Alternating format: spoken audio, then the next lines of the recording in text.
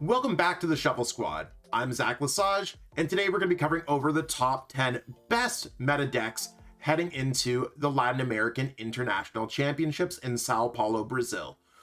We've seen a little bit of movement, and whether you're playing these decks at League Cups, League Challenges, Locals, LAIC itself, we have a pretty definitive list for Stellar Crown at this point because it's the last week that these decks are going to be legal.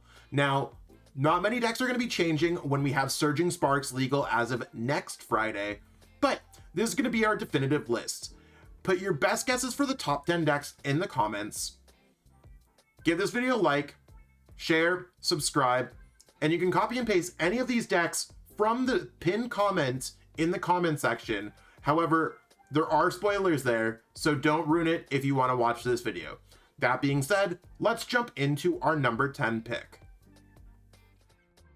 At our number 10, kicking things off, we have Gardevoir EX in a similar style to Henry's Baltimore Gardevoir winning deck. Benny Billinger won the Tournament of Doom regional championships online with this deck. I think Gardevoir is on its way up. 10 might be too low, but at the same time, we've seen other top groups play against other top groups of Regidrago versus Gardevoir. Gardevoir did have a defeating loss against some of the best Regidrago players in the game, with Regidrago being a higher tier deck. And don't want to foreshadow too much, but it might just be in the top 10 best decks list. It didn't necessarily live up to the hype. I think Gardevoir is somewhere in the top 10. Right now we have it at 10. So if anyone's been a Gardevoir player for a while, I think Gardevoir is getting better positioned week over week. But right now, I had to put it somewhere. 10 is where we're going to be putting it. And I think this list looks really cool. It's definitely not a list to just default run into. I think you need to test many games. So if you have not been playing Gardevoir for a minute, it might be a deck that has a skill kind of cap when it comes to it. It's very difficult to play. Even for myself, I've played Gardevoir before, and I'm a bit nervous to try this deck out as I test for the Latin American International Championships myself. If you need any of the cards for any of these decks in this list, be sure to check out our sponsors at Kayfabe Cards. It's available in our description. Same thing if you want to build this deck online, you can get some credits from Code Cards at ptcgostore.com and use code TSS5 for a 5% discount. Let's jump into our number 9 pick and see how this metagame has shaken up. At number 9, we have Origin 4 Palkia V-Star with Greninja EX and Dusknoir. It's actually kind of crazy to me because we just saw this deck win the Argentina special event. My teammate Jeremy Gamilla won the event with a very similar list. The only changes that I've made is I played the Duskull with Perplex. I think it's the better Duskull. Even though both aren't attacking, your opponent may think that you have Psychic Energies where it doesn't really matter, but they could think that you are playing a draggable deck if you open Lone Duskull, potentially giving yourself an opportunity to have your opponent playing for a different matchup.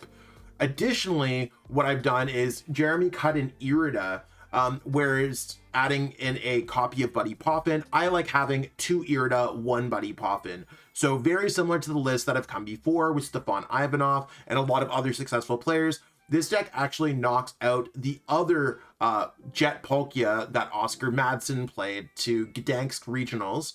And reasonably, I think this one is seeing more success. I think we're going to see a little bit of an uptick of this deck. However, it's placed low because it does seem to struggle against Raging Bolt and Regidrago V-Star. So it can be a bit of a tough call when those decks are pretty high tier in this metagame. That being said, I have to give Jem his flowers. Congrats, man. You got your invite. Super happy to see that TSS win on stream. Palkia is a really cool deck, and I think regardless of the metagame, this is a very high skill deck. So if you have been playing it for a while, it does seem really cool. At number 8 this week, we have Lost Zone Box. I've seen Lost Zone Box being played by many top players at many events now. And I think that the deck might be in a decent position, especially if you're able to dodge Regidrago. It's not an auto loss, but it's also pretty close to it. It's not a great matchup because they have the Kyurem that can just auto board wipe you because of you playing Chloris' Experiment. They don't even have to attach energies to use their Trifrost attack. If you're able to dodge Regidrago, this deck does have quite good matchups across the board.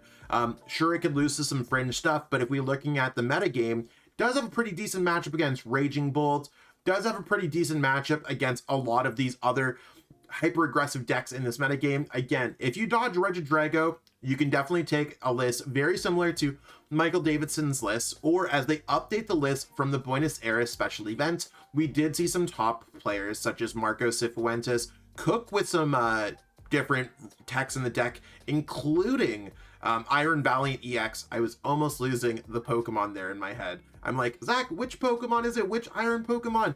Either way, there are some innovations being made to this deck. I recommend everyone check out Lost Zone Box if you haven't already. This deck has won international championships before, and it's really one of those things, maybe it can strike again. So if you're a Lost Zone Box player, this might be the time to play the deck. It is pretty highly positioned in our metagame.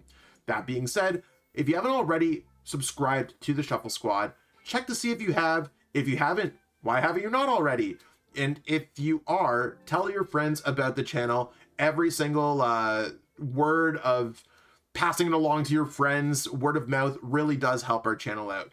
That being said, let's jump into our number 7 pick. Hopping into our number 7 pick, we have Charizard EX with Pidgeot EX and Dusknoir. Now, this has been one of the top decks in format for a while. It's really been crushing it in Japan. But when it comes to North America and the rest of the world, Charizard EX has not necessarily had those top finishes since Louisville, where Sebastian Lashmit was able to make top 8 with this deck. Now, Charizard, I think it's one of those strong, powerful mainstay archetypes, and I think the League Battle deck is either come out for this or it's coming out very soon. So if you're looking to kind of play Charizard, now's a great time to start picking it up.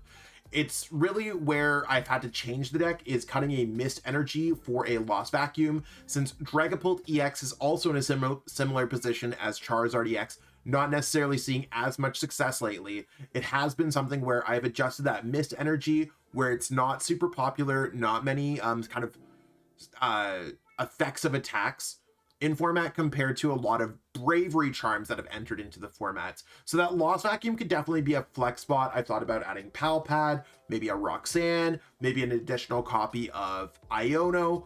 Certainly some opportunities there. That's where my flex spot would be in this deck if I were to be adding anything in there. Maybe Charizard will fly high at LAIC. There are a dedicated group of players that usually play this deck, so I could see it having a deep run. We'll have to find out this weekend. At number 6 this week, we have Banette EX with Gardevoir. So technically, we have 2 Gardevoir decks on this list. Banette might actually be placed a little too low here because it has been seeing a lot of success across the board. Now, Banette EX with its Everlasting Darkness, stopping your opponent from playing items, and you could even do the same thing with Shuppet off of a coin flip. I've seen the variants of this deck in real life. I've seen it online. It's one of those things where if Banette EX works, you could really lock a large percentage of the metagame, and that might just be something that's tempting for someone to go to LAIC. You hit the right matchups, which this deck is very well positioned into the current metagame. You get a little bit lucky with Shuppet every once in a while. You might find yourself cashing out a check by the end of the day by placing highly at LAIC.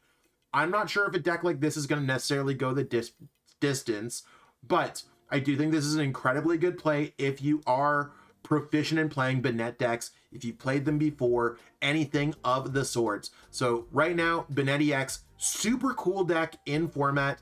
I think it's going to be played by a handful of top players, and I wouldn't be surprised if we saw this deck on stream this weekend. We're about halfway through this list. If you haven't let us know in the comments which decks you think are the best, you can at least be like, yo, Zach, I love this video, or hey, how come Chen Pao's not on this list, or anything of the sorts. Any of that helps boost the YouTube algorithm alongside giving this video a like. That being said, let's jump into our number 5 pick. At number 5, we have Snorlax that's quietly been creeping up the metagame. Now, Snorlax kind of encompasses a lot of things, whether it's the Snorlax with Rotom, Snorlax without Rotom, And I'd even give it an extension to say just control or wall stall decks that we've seen, because we've seen Alessandro Cremasselli do well with their kind of cornerstone Mimikyu deck. We've seen Cyrus and their friends do well with cornerstone Ogerpon with Noivern, and of course we've seen players such as All Out Blitzel seeing success with Pidgeot control. Now right now Snorlax is kind of leading the pack of these control decks because it seems like it's the simplest deck to play out of all of them. However, that doesn't necessarily mean that there's not complex moments in this.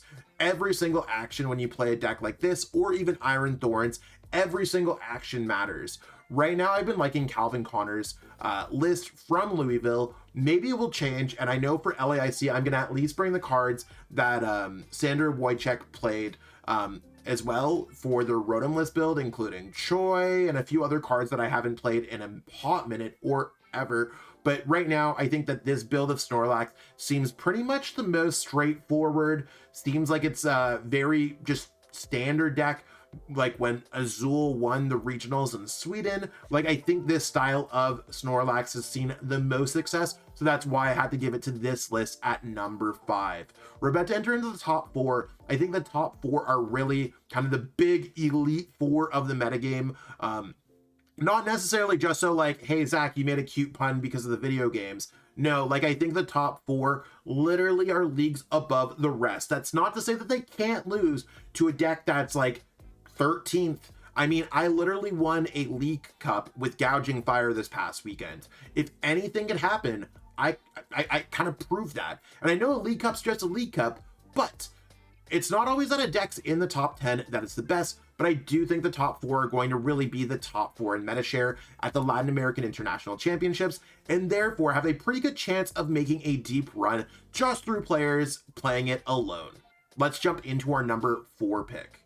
At number 4, we have Lugia V-Star, and I think Lugia V-Star is just one of the best decks in format. This deck has the most top 8s, I think, probably ever, period, in any formats. And I mean, someone feel free to fact check me on that. But regardless, Lugia V-Star is probably the most winningest deck. So if you're looking to do well at a tournament, Lugia has a very good chance of winning the tournament. I kind of look at this deck and I think about it in my head as the salmon swimming upstream. I'll give you a metaphor. So wherever the salmon are going, they're going up the stream and they're trying to fulfill their duty of making more salmon in the world. And then there's bears clawing all after the salmon. And this might be the point where you're like, I either lost or Zach's just hidden right now. So as the salmon are trying to go to the top of the pond or top of the stream or whatever, the bears and all the other factors are ripping through. Some salmon aren't going to make it. That's how I feel about Lugia. You might be the Lugia that dodges the Iron Thorns. You might dodge the Miraidon decks. You are probably going to be making day 2. You could be making a deep run. You're the Lugia player that gets the Lugia into the Jacques, into the Ultra Ball, the double chops, turn 1. Those are the Lugias that are going to be seeing the most success. The ones where you miss the turn 1 Lugia, where you only discard 1 chops, and maybe that's through being unlucky, maybe that's through your own missequencing of the deck. Those are the ones that are not going to do it. It's a little bit of a high risk, high reward, but Lugia with proper sequencing typically is going to see more success than not. That being said, Lugia is at number 4. Fly high. Fly high, discard those chops, get those chinch out, and 100% find yourself in a fantastic position at LAIC. Otherwise, enjoy the sights of Sao Paulo. It's a wonderful city with a lot to offer. Let's jump into our number 3 pick. Climbing closer to the top of the ranks every week, we have Terapagos EX. This deck started off kicking it off super strong in the metagame, was one of the best decks. People kind of forgot about it, and now it's kind of seeing success after a few weekends in a row of this deck crushing it, including Tord Reklev coming second place at the regionals. And now we've seen, I believe, 2 separate players see top 8 at the Buenos Aires special event with Terapagos EX. Now we have seen varying lists, but this is really the list where I'm at. I think it's a solid in-between list of just the best way to play the deck. Bouffalant is fantastic against some very powerful Pokemon, such as Regidrago V-Star, I like more Noctowl more than more Pidgeot. And of course, I think this has kind of all the text that you'd want in the deck. We have seen players such as Tim Franklin play Regidrago V-Star in the deck, finding a slot to cut 2 cards out of the deck so that you have the option to use your Legacy Star V-Star ability once per game to get back some resources. Maybe that's that game-winning Prime Catcher, another rare candy to pop another Dusknoir, whatever it is, it seems like a really cool idea. And for me, I'm going to make sure I bring at least a 1/1 Regidrago V-Star with me alongside my Terapagos EX deck to LAIC. I'm not sure if this is necessarily going to be the deck that I'm playing for the event, but it certainly is an opportunity to try things out. I think Terapagos is going to be played by many top players at the Latin American International Championships, so if you haven't already tried the matchup, this would be a really good deck to try the matchup out with. Otherwise, just practice against Tord 60 because a lot of people like to be playing Tord Reckless decks.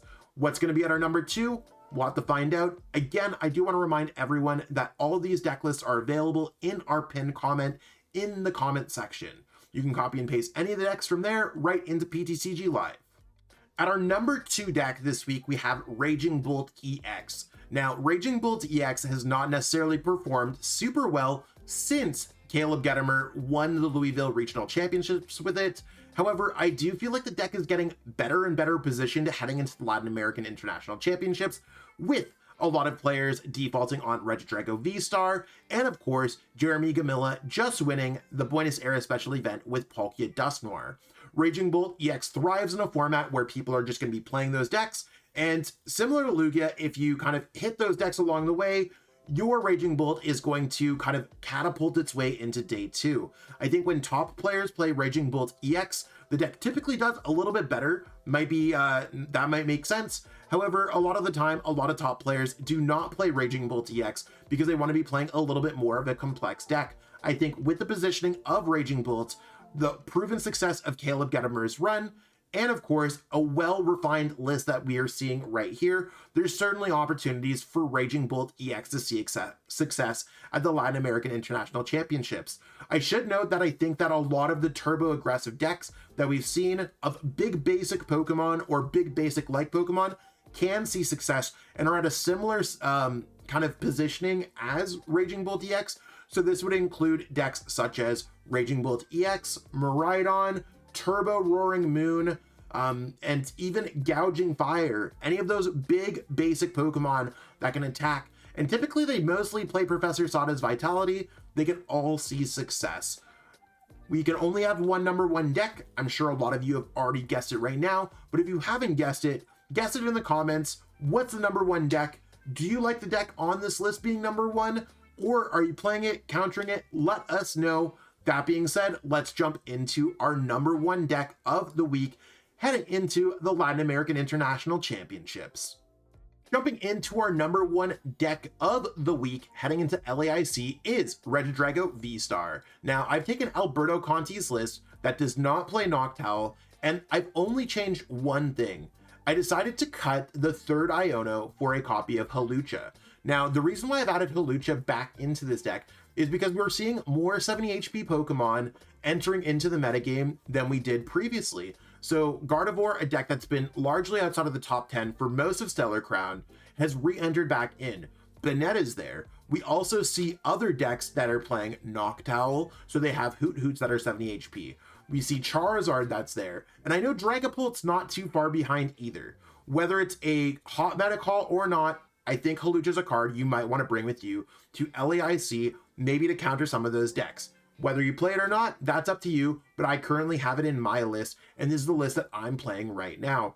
I think that Regidrago V-Star being able to copy all those Dragon Pokemon's attacks certainly gives you a lot of layers of depth and options that other decks don't happen to offer. Legacy Star does allow you to make incredibly strong decisions as well, so as long as you're able to sequence this deck properly, have a little bit of luck on your side when it comes to getting those early energy switch or not Legacy Starring too many, you should see yourself seeing success with Regidrago V-Star at the tournament.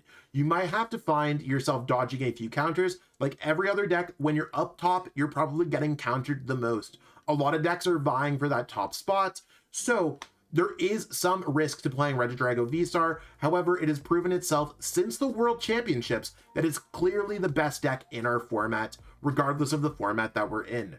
I expect this to fully continue as we head into Sacramento Regionals, so if you're preparing for that event, or just Surging Sparks in general, Regidrago V-Star, this exact list would be fantastic once Surging Sparks is legal for real life play. That's what we got going on for our list this week. Let me close things out. And that's what we got going on for our video today. I honestly wouldn't be surprised if we saw Regidrago V-Star win the Latin American International Championships. It's been crushing it at cups, challenges, major events, and some of the best players in the world seem to default play this deck at major events, myself included, right? It's one of those things where I could just see Regidrago taking it all, or maybe a deck that counters Regidrago. There were a handful of decks that aren't on this list, and I actually cover all of those in my Metafy group that I have on my Metafy. So be sure to check out my Metafy at metafy.gg/@ZachLesage. And I cover my top 10 decks, and I go all the way down to about the top 25 or so decks. And I've had decks for Surging Sparks available for months. So whether you want to learn more about the metagame, learn more about decks, just get a coaching session with me, anything, be sure to hit me up for a session there. That being said, I appreciate everyone for tuning into this video. Thank you so much for watching, and we'll catch up with y'all next time. Peace out and have a great one. Want to support the Shuffle Squad? Be sure to check out all of our sponsors in the description to pick up Pokemon TCG singles, sealed, and PTCG live codes.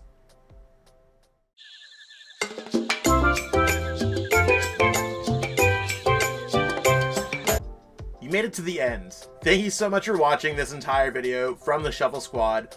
Honestly, from the bottom of our hearts, we appreciate each and every person that supports our content, watches what we have going on every single day, every single week, even from time to time, and continuously allows us to have a forum to project our creative content towards the Pokemon TCG community. So if you haven't already, be sure to give this video a like, subscribe to the channel, and even leave a comment to help boost the YouTube algorithm. That being said, we'll catch you with our next video. Thanks again. Take it easy.